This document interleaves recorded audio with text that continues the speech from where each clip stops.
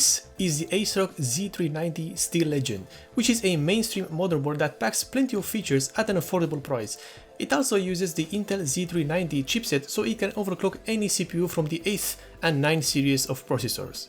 The Z390 Steel Legend is available at a price of $135 or 155 euros, depending on what retailer you use. And what do you get for this price? Well, quite a few things, starting with the standard Steel Legend design, which thankfully has remained consistent across the board, with silver metallic heatsinks and a mix between urban and digital camouflage pattern applied directly to the PCB surface. And of course, nothing would be good enough in this day and age without RGB. Yes, RGB again, and you have two systems to choose from on this motherboard, the standard RGB system or the new addressable LED RGB system, which is controlled by the ASRock Polychrome Sync system. The motherboard comes with the usual accessory bundle that will get you going: a user manual, a quick start guide, the driver CD, an I/O shield, two SATA 6 cables that are fortunately black, and two M.2 SSD standoffs alongside 3 SSD screws.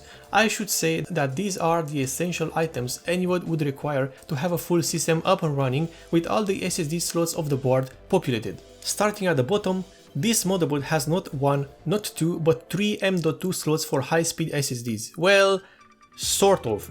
It actually has only 2 M.2 slots for SSDs. The third one, which is placed in the middle, while using the same M.2 connector and form factor, is much smaller and can be used to install a dedicated Wi-Fi card. This slot is often called an M.2 E-key slot and is used in notebooks to install either Wi-Fi or Bluetooth network cards. This is a great feature to have, as it offers you the option of adding a Wi-Fi to the motherboard at a later date, and this means that you can also use whichever Wi-Fi card model you want and fits your needs. Going back to the high-speed storage M.2 slots, the lower one is covered by the same heatsink that is cooling the chipset of the motherboard, while the other one is located above the main PCIe Express slot. The top slot is also equipped with its own metallic heatsink to provide some cooling for the SSD, albeit it is only passive cooling. The power delivery system is using Sinopower made MOSFETs, just like many other Steel Legend motherboards. The low side uses the SM4336, while the high side features the SM4337. The motherboard also uses SMD 60A choke inductors and Nichicon Black Series capacitors. The phase controller is the well-known UP9521 digital controller, which is manufactured by UP Semiconductor. The Z390 Steel Legend uses it in a 6+2 phase configuration. However, this controller can work in all different phase configurations depending on what you need from a motherboard. And now I am going to talk about the VRM temperatures, as this has been a constant talking point for all of the Steel Legend motherboards I reviewed so far. And this one is not that bad. Under heavy load, the VRM would reach a temperature of 81 degrees Celsius with an ambient temperature of 26 degrees Celsius. Now, this temperature was achieved using an Intel 9900K CPU with the stock settings. When manually overclocking this CPU to 5 GHz, the VRM temperature went up as high as 98 degrees Celsius, at which point the CPU would enter thermal throttling. The only way to address this is to either use a top flow CPU cooler or add in an additional 120mm fan that will blow air directly over the VRM area of the motherboard, and that will fix the temperature. And even with a manual overclock of over 5 GHz, the temperature remained stable at 76 degrees Celsius. This is with a fan over the VRM area or a top flow CPU cooler. I've tried both methods, it makes no difference whatsoever. I do not understand why the Steel Legend motherboards struggle with VRM cooling, but this is a recurring problem across multiple platforms. Luckily, it can be easily fixed with a cheap fan or a different style CPU cooler, so I won't bash ASRock for this that much. Moving on with the onboard audio, which uses the Realtek 1200 chip, which is good for daily usage and provides clear audio and frequency fidelity. This chip is paired with 5 Nichicon capacitors, which are also part of the high-quality Fine Gold series. As is the norm these days, the entire audio system and its components is isolated from the rest of the motherboard by a fine line that goes across the motherboard, surrounding the audio system and through all of the PCB layers. This way, any interferences caused by other components will not be transferred to the audio output of the motherboard. In terms of standard storage options, the Z390 Steel Legend has you covered in a unique way. It has a total of 6 SATA 6 connectors, but these are split for your convenience and better cable management. The main 4 connectors are bundled together in stacks of 2 in the classic location of the right side of the board, under the USB 3.0 header and the 24-pin power connector. The other 2 SATA connectors are located on the lower edge of the motherboard, in between the internal USB headers and the front panel headers. On this edge you can also spot a second internal USB 3.0 header, also placed here for your convenience and making the whole cable management a bit easier. At the back of the motherboard we have the I/O panel, which has an interesting combination of ports. Starting from the left, you have an empty Wi-Fi antenna bracket if you want to add one in the middle of the board with the M.2 E-key slot that I've talked about previously.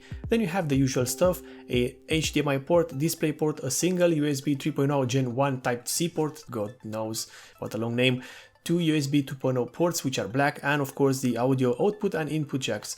You also have to notice a severe lack of options in terms of USB ports. I would have liked to see more. Moving on with the design of this motherboard, yes, it has RGB, and yes, it has 2 types of RGB available, mind you. First of all, you have the regular RGB with the 4-pin headers, and then you have the almighty addressable RGB system, which only has 3 pins on each header, but better color shifting and marketing, I suppose. By this point, you must have noticed that this motherboard does not have a straight edge on the right side. That is a design choice, which also neatly integrates some RGB LEDs on the back of the PCB, which diffuse the light even more. The BIOS interface used on the Z390 Steel Legend is using a different design than other Steel Legend motherboards. First of all, the digital pattern is used over a soft dark background for all the pages of the BIOS. The first page of this BIOS, which is set by default to open every time the BIOS is accessed, is called EZ or EZ Boot window. Here all the important information about the system's components are displayed.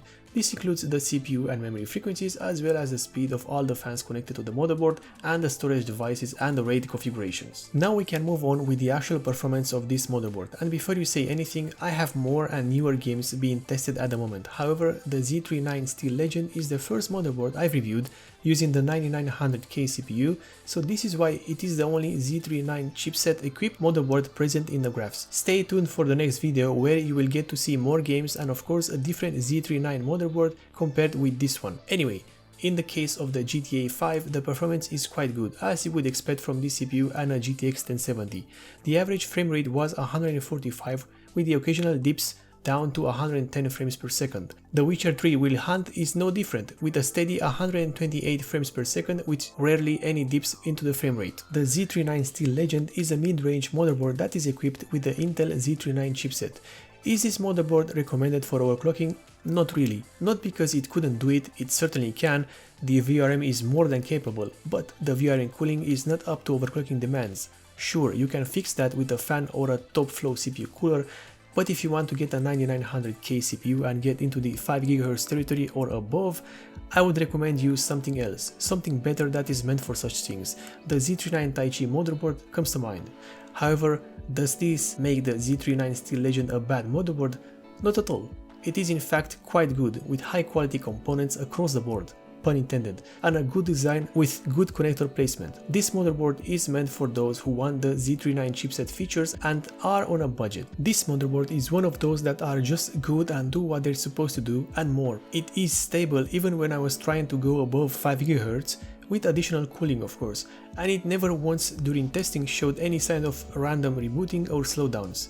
It is a motherboard that works and packs plenty of features at an affordable price for a Z390 equipped board. If you like this review, perhaps you can consider subscribing for more and let me know what you think about this motherboard in the comment sections below.